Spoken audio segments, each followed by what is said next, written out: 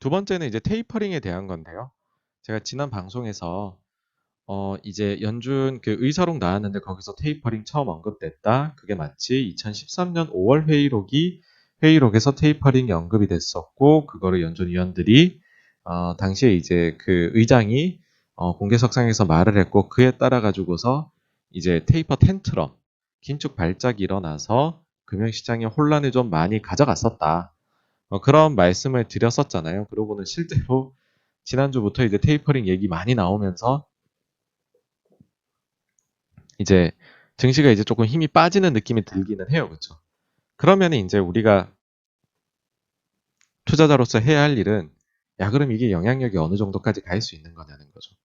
그랬을 때 86번가에서 생각하는 건 매우 심플합니다. 저는 이제 조정이다, 하락이다, 아니면 폭락이다 이런 것들을 무조건 이제 증시 하락의 세 가지 유형 중에 하나로 구분을 해요. 그래서 이게 이제 어떤 거냐라는 종류에 맞춰가지고서 이제 대응을 잘 해보자는 건데, 그래서 이제 제 채널을 보신 분들이 이게 너무너무 익숙하실 거라 생각을 해요.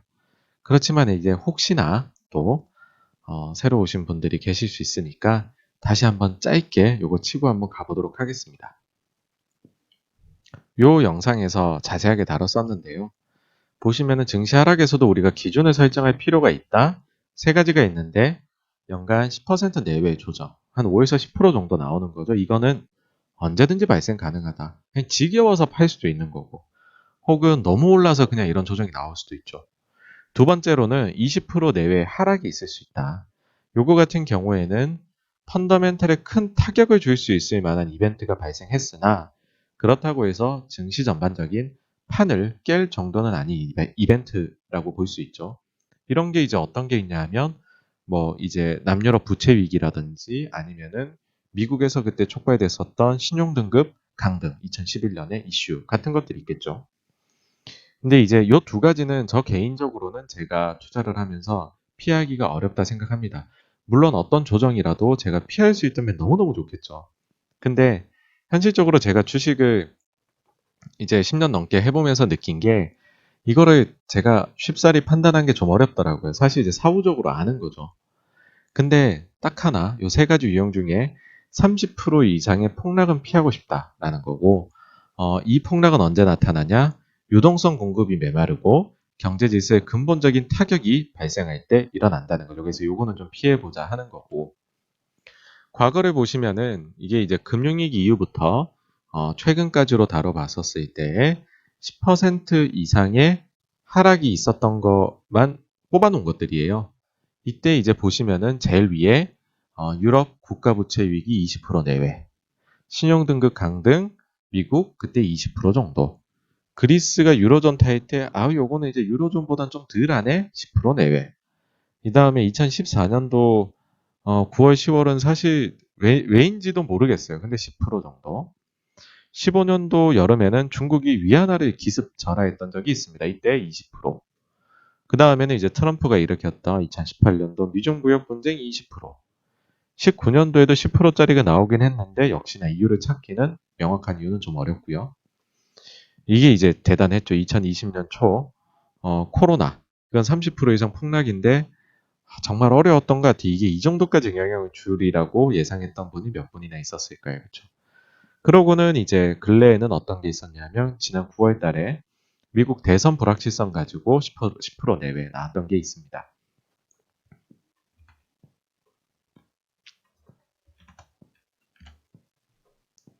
여기서 사실 이제 20%라는 건 좀 중요한 숫자기는 해요.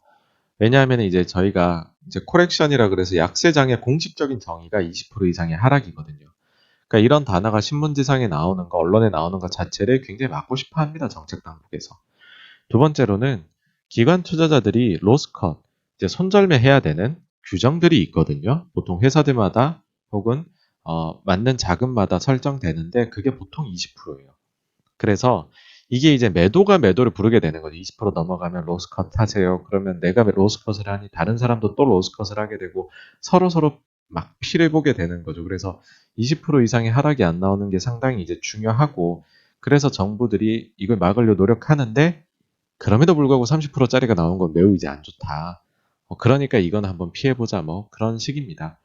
그리고 다시 한번 이제 이게 리바이벌 해서 해드리자면, 유동성 공급이 어떻게 되느냐, 이게 이제 30%짜리 하락을 보는 여부인데, 그런 거거든요. 이제 위기 발생하면 적극적인 완화책을 펴요. 금리도 엄청 낮추고 돈도 엄청 풀겠죠. 회복세가 이제 나옵니다. 그러면은 이제 아직 중환자가 이제 좀 하나, 둘 산소호흡기 정도 떼는 수준이에요. 여기서 유동성 완화, 그 타이트닝을 할 수 있을까? 못해요. 아직 완화 기조 유지합니다. 그 다음에 이제 실물 경제가 회복이 가속화가 돼요. 이제 막 환자가 누워있지 않고 서서히 이제 일어나서 뭐 재활훈련 하는 거죠. 그때 갑자기 막 태어나라 그럴 수 없잖아요. 그래 버리면은 다시 쓰러질 수 있는데. 굉장히 조심스러운 거죠. 한번 쓰러진 거 봤으니까. 그러니까는 이제 실물 경제 타격을 입히지 않는 수준에서 조심스레 유동성 회수가 시작이 되고, 그러고 나서는 이제 회복이 아니라 성장기에 들어갑니다. 그러면은 야, 이제 성장에 피해를 입히지 않을 수준으로 금리 인상을 우리가 한번 시도해 보자. 왜? 지금 올려놔야 나중에 경제는 다시 안 좋아질 수도 있는데 순환하니까 그때 우리가 금리를 낮출 수 있는 여력을 만들 수 있어. 그러고 나서 진짜로 실물 경제 이제 그 정체기가 딱 오면, 이제 침체기는 아니죠. 그 전에 정체기가 오면 아우, 더 이상 우리가 올리다가는 잘못하면 실물 경제가 망가질 수도 있겠는데 해가지고서 금리 인상을 종료를 하게 됩니다. 이게 뭐냐 하면은 바로 금리 인상기의 하나의 사이클이에요. 이 사이클 내에서는 30% 하락은 나올 30% 이상의 하락을 나왔던 적이 제 기억엔 없었던 것 같아요. 그걸 이제 그래프로 보셔도요. 이제 미국이 금리가 올라가고 멈춘 이후에 요 회색 음영진 부분이 경기 침체 구간이거든요. 리세션. 올리고 멈추고 나서는 침체. 올리고 멈추고 나서는 침체. 굉장히 이게 여러 번 반복이 됩니다. 올리고 멈추면 침체. 물론 이거를 해결했던 적도 있기는 해요. 그때 보시면은 올리고서 멈췄어. 많은 사람들이 침체 오는 거 아니야? 아니, 우리 발빠르게 대응해서 와, 골디락스 이뤄냈네. 엄청 좋은 시기. 이때 이제 그 빌 클린턴 때잖아요. 그때 진짜 미국이 신경제로 간다고 했었던 시기죠. 그렇죠? 근데 일반적으로는 이렇게 금리를 올렸다가 멈추면은, 그러니까 금리 내렸잖아요. 사람들이 만일에 테이퍼링 하기 시작하면 완전 망가지는 거 아니야? 그렇게들 생각하시는데 아니요. 자산 매입 축소할 때 그렇게 큰 영향은 안 와요. 그럼 야, 그다음 금리 올리기 시작하면 유동성 장세 끝났네, 망하겠네? 아니요. 그때도 아까도 말씀드렸지만 차분히 올리거든요. 제일 위험한 게 이게 멈췄을 때입니다.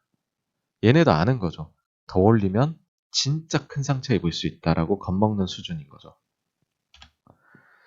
실제 지난 사례들을 보시면은요. 총 14번의 사례네요. 총 14번의 사례 중에서 경기 침체를 피해갔던 시기는 딱 3번뿐입니다. 14번 중에 11번은 리세션이 올 수 있는 게 바로 요 금리 인하 및 인상 한 사이클이다.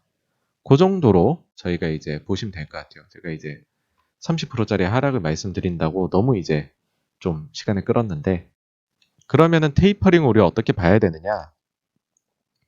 일단 지난번에 보여드렸던 차트입니다.